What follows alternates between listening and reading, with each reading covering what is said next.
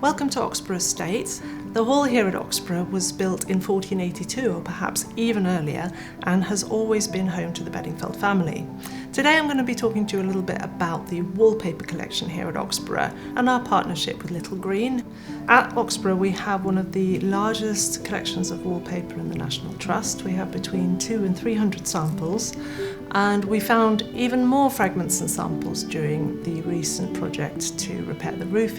Some of them date from as far back as the 1750s, and some of them date right up to the 1950s, so there's a huge range of scope and colours and patterns of different designs. Oxburgh is also notable for the collection of gilt leather samples that we have here.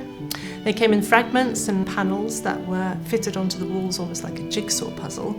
And where they didn't quite fit, a female member of the family, Matilda Bedingfeld, in the 1850s, she painted in the gaps because she was quite artistic.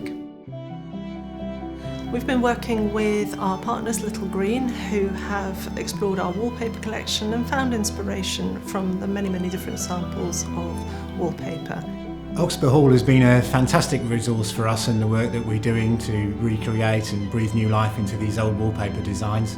What's been really interesting working with the National Trust is the way that the day-to-day staff who manage and run the properties have an intimate knowledge of exactly what's held in each property. So we've visited attic spaces and back rooms where the public generally aren't allowed, and it gives us exposure to some beautiful pieces of history that we're able to recreate.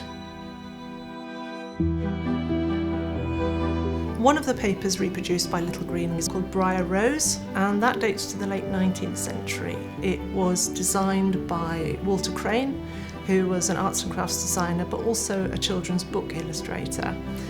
Now, we don't know whether that sample or that pattern was actually ever used at Oxburgh, but we do know that there was a nursery here, so it's quite possible that a sample was ordered for consideration by the family and then discarded and something else was used, or indeed that it was used and has since been covered up. Briar Rose was a really interesting piece. The design is one that we haven't had to do an awful lot with, but we're really interested in the way that the colours can provide a completely different interpretation of the same design. So a softly contrasting paper that might form a backdrop in a neutral room, we can take exactly the same design and create a much bolder colourway rather than just in its original historical context. So one of the other papers reproduced by Little Greene is the Hoya Patton.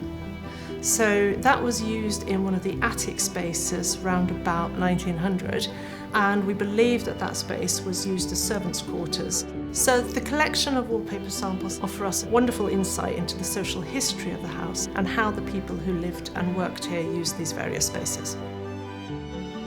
What's really nice about having a collection of traditional wallpaper designs that have all taken their inspiration from this National Trust portfolio of properties is that you can take a little piece of National Trust history and use it in your own home.